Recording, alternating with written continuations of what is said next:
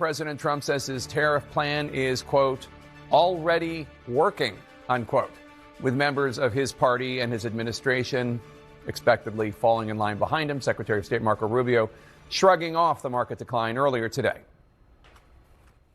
The markets will adjust. Businesses around the world, including in trade and global trade, they just need to know what the rules are. Once they know what the rules are, they will adjust to those rules. This, as new reporting from CNN's K-File notes, that Vice President J.D. Vance historically has opposed Trump's tariff policies going back to the first term.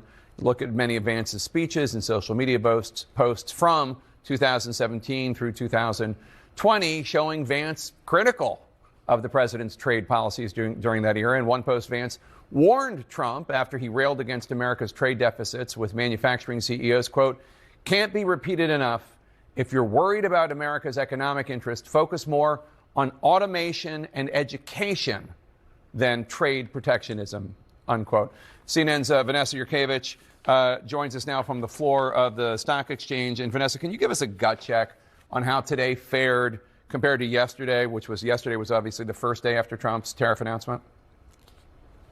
Yeah, well, it got worse today, and the Dow closed down more than 2,000 points for only the fourth time in history. The Nasdaq is in a bear market, and the S&P shed about $5 trillion worth of market value, and this is because of President Donald Trump's trade war. Investors are essentially pricing in right now the worst case scenario because they're not hearing any negotiation from the president with other countries to de-escalate this trade war. One analyst, Dan Ives from Wedbush, said it best really on social media this morning, kind of summing up what he feels like is going on. He said essentially that this is the worst thing he's seen in 25 years covering markets. He pointed to the dot-com bubble, the financial crisis, and COVID, because he says that this is self-inflicted and that this did not need to happen. Investors yesterday were digesting all of the tariffs that President Trump announced on other countries, and today they were bracing for retaliatory tariffs, and they got one from one of our biggest trading partners, China, a 34% tariff announced by China on U.S. exports. And ultimately, even a solid jobs report this morning could not turn the tide of the markets. One investor I spoke to said that consumers vote. This is how Wall Street votes, and this is not a good vote of confidence, Jake. And Vanessa, obviously we're heading into the weekend, so there won't be any trading for a little bit. Do you have any sense of when the markets might stabilize? Well, President Trump hopes that the markets will stabilize or return to some sense of normalcy, but that's not what I'm hearing from investors. They believe that the only way markets are really going to stabilize is if Trump repeals some of these tariffs. I spoke to one analyst just before coming on air and asked him, what does the next month look like? And he says that if we do not get a de-escalation or repeal of tariffs by the president, then we are, and I can't actually say what he said to me, but he used an expletive, we are expletive. So investors really thinking that this is going to go on for quite some time.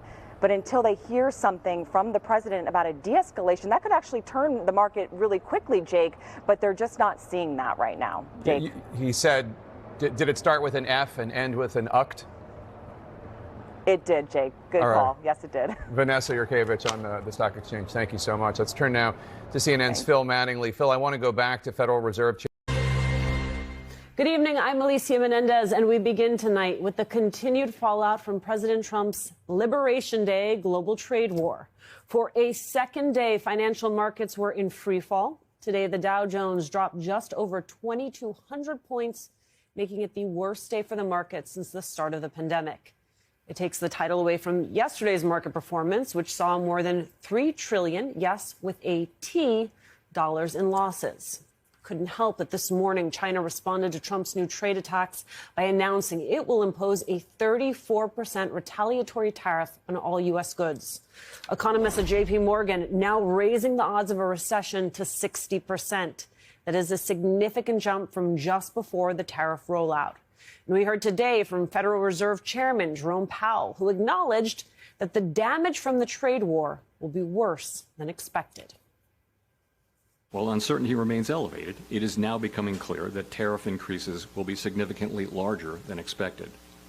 And the same is likely to be true of the economic effects, which will include higher inflation and slower growth.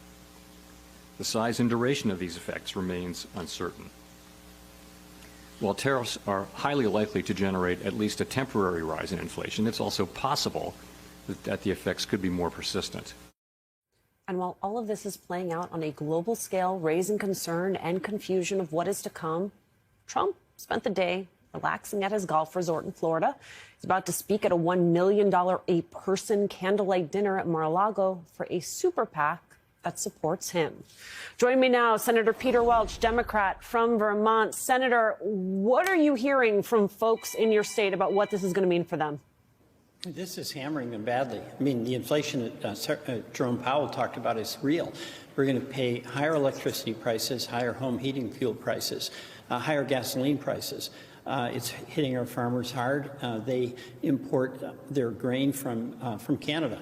Our manufacturers are going to be paying higher prices. And then with the retaliatory tariffs, we're going to have some manufacturers paying tariffs going out, or they'll be charged, and then paying tariffs when the finished product comes back. And what's happening in Vermont is happening, of course, all around the country. It's really bad. It is really bad, made worse by the fact that you have a White House and a president who don't even seem to be on the same page about their messaging. Take a listen. The president made it clear yesterday this is not a negotiation. This is a national emergency. Let me make this very clear. This is not a negotiation. This is not that. This is a national emergency. Are you open to deals with these countries if they're calling you? Well, it depends. If somebody said that we're going to give you something that's so phenomenal, as long as they're giving us something that's good. The tariffs give us great power to negotiate. Always have. How are other countries, how are businesses in this country supposed to decide what to do when they aren't even told the rules of the game? Well, they obviously can't. They just are paralyzed. And, you know, what Trump can do, and he's been doing it here, is strong arm businesses or law firms and subject them to his will. What he's finding out with these tariffs is that other countries won't be bullied. And in fact, the domestic politics in any country, Canada or European Union, requires those folks to stand up for the people they represent against the Trump bully that is perceived who he is in those countries. So he's gone a bridge too far. And by the way, I'm seeing cracks in this. You know, a lot of his Republican supporters here in Congress put their faith in Trump. It'll work out. Well, they're seeing that it's catastrophic. Those things that are happening to folks in Vermont are happening to folks in South Carolina or North Carolina.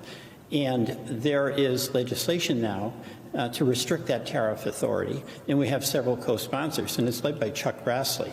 So I think there's cracks in the armor here. I came into the studio about 6:50 this morning when China put those retaliatory tariffs on, and it was clear to the market we're in the middle of a trade war, and I watched the market go down another 500 points. Later in the day, we learned that Fed Chair Jay Powell, he cannot step in to rescue this market because he has to worry about inflation. He can't just worry about the downside growth. But if you take a step back, what's really happening here, Chris, is the market is pricing in the high probability of a recession. That's really what this is all about right now. How much, how little, we don't know. I will say that if there is going to be a recession, there could be further for stocks to fall here. One way to think about this, Chris, is the future value of America is now $7 to $10 trillion less than it was before Donald Trump took office. And I guess another way to think about it is this, that, you know, the Titanic hit an iceberg by accident. This is the equivalent of steering the Titanic towards the iceberg. What's not happening here is the market is not pricing in some form of golden age where manufacturing comes back to America and this country prospers as a result of that. The market prices in future values, and that's not happening. And just one more thing, Chris, which is a lot of conversations I've had with big investors, people who manage a lot of money, is this sense that they thought that Donald Trump, and especially the lieutenants around him, the Treasury Secretary, who's a hedge fund manager, the Commerce Secretary ran an investment bank, that they cared about things like the market and the economy, and they could keep the worst things of Donald Trump from happening. Well, that's gone. There's not a sense that anybody, I don't know if it's competent or anybody who can, the adults have left the room, is maybe one way to put it. Let me ask you one follow-up on that. All along, right, he's promised this, and I've talked to people on Wall Street myself, part of my reportings, and there's sort of a bull case and a bear case, right? And the bull case is this is all big talk to get leverage for negotiations. And the bear case is, no, he's serious. He means it. The man truly loves tariffs, right? And part of what you've seen in the last few days is the bear case winning out as it dawned on people that he's serious. Now, Trump just posting this to Truth Social saying big business is not worried about the tariffs. And then he says, because they know they are here to stay. But they are focused on the big, beautiful deal. I think that's his tax bill, which will supercharge our economy. Even as of now, Steve, you've got people who are like, this is all leverage for a deal. I still don't think that's right. Has that truly sunk in on the street? I don't think it has. I think, but let me go a step further, Chris, if I could, please. Which is this: I'm not sure how the president would gain the confidence of the market if he were to say, "I'm taking all the tariffs off." This is very significant for a couple reasons. First of all, if you imagine, remember that the great financial crisis, the Fed chair could step in, or the Treasury Secretary, and say, we are doing something, and they could break the back of the panic. That's what happened. Who will step in now and say what to break the back of this? Because I talked to a manufacturer who said he benefits from the tariffs, but he said he cannot invest because he doesn't know if the tariffs that will help him will be around a week from now. The people that gave Trump all this cash, the Wall Street types, the big tech types, the billionaire class, who is with Trump more in 2024 than they were the previous two times. I'm not suggesting they were anti-Trump. They weren't. But they went with Trump this time. We saw it with Elon. And then we saw after the election, Bezos come in. Bezos' paper refusing to make an endorsement. We saw Zuckerberg become more closely tied to the right wing. We saw all of these types of people give money to Trump's inauguration. The billionaire class was with Trump more in 2024 than at any point in his career, and he's screwing them too. Now, he's not only screwing them, he's still screwing the working class harder. But all of these billionaires and multi-millionaires who gave a lot of money to Trump are losing it. You gotta understand this. When a politician gives money or gets money from a billionaire, the billionaire can often make that money back easily. Like if you give $20 to a politician you support, you're not saying to yourself, man, if he passes a certain tax cut, I might get $40 back later, so it's worth it. We don't think like that. We give money to politicians because we support them. A billionaire could give $50 million, $75 million to Trump and say, oof, that's a lot of money. Even for a rich person, $75 million is a lot of money. But if he cuts my taxes and makes it easier for me to exploit my workers and ruin the environment and ship jobs out to a different country, well, then lo and behold, I gave him 75, but I've made 200 off his anti-worker policies and pro-big rich policies.